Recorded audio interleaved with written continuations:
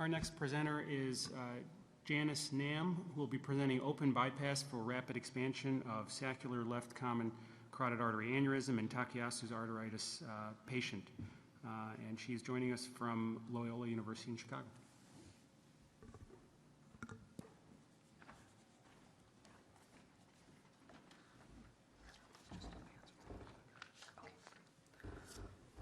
Hello, my name is Janice Nam. I'm a fourth-year medical student at Loyola, and thank you for the opportunity to present our case today. Takayasu arthritis is a rare systemic inflammatory disease that can lead to transmural fibrosis and degeneration of elastic fibers, which can lead to vascular obstruction, ischemia, and aneurysms. Diagnosis is based on imaging such as CTA, but also through clinical presentations such as diminished or absent pulses, bruits, or asymmetric blood pressures. Medical treatment involves immunosuppressives to ensure normalized inflammatory markers, and surgical management is indicated in patients with symptomatic arterial stenosis leading to ischemia, hypertension leading to organ damage, or aneurysmal disease. We have a 25-year-old male patient with history of Crohn's disease who presented with fatigue, hoarseness, shortness of breath, neck fullness, and pain. He was diagnosed with Takayasu arthritis through an imaging less than 2 months ago during a workup from generalized myalgia, including his neck. CTA during that time found innominate and bilateral common carotid artery aneurysms with high-grade right carotid stenosis.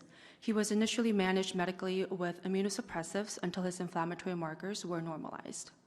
2 months after his initial TA diagnosis, the CTA showed rapid saccular expansion of the left common carotid artery from 1.9 centimeters to 4.3 centimeters, as seen in the image on the right. His right common carotid artery remained stable, and patient's ESR and CRP were within normal limits during that time.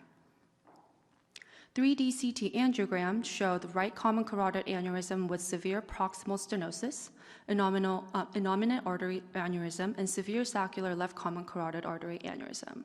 Given rapid expansion with irregular contour of the aneurysm sac, likely by mural thrombus, urgent surgical intervention was indicated due to concern of rupture and embolic event. He underwent open bypass from ascending aorta to left common carotid artery with a 10 millimeter Dagron graft, and open exploration revealed large pseudoaneurysm with contained rupture and thrombus. There were no immediate post-operative complications, and the image on the right is his post-op imaging. He was discharged home on post-op day 4 with instructions to tapering off his immunosuppressives, and on post-op day 7, he developed C. diff infection that was treated with antibiotics while holding off immunosuppressive therapy.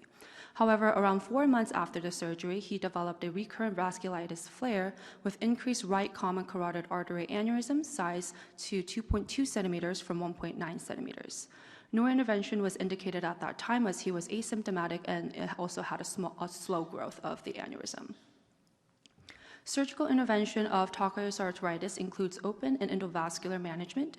Meta-analysis that evaluated 19 observational studies concluded that there are higher odds of restenosis in patients who underwent endovascular interventions in comparison to those who underwent open intervention. Overall, stroke was significantly less common with endovascular interventions except for supraaortic branches, which showed no significant differences. All in all, there was no significant difference in mortality between 2 interventions. Patients with Takayasu develop high occurrence of post-op restenosis, pseudoaneurysm, and overall complication rates from immunosuppressives.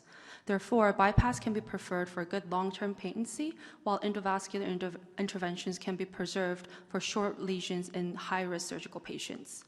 This case report showed that semi-urgent open bypass repair is feasible and safe in the acute phase, and there are several case reports that share that Crohn's precedes TA, and more studies are indicated to investigate this further. Thank you.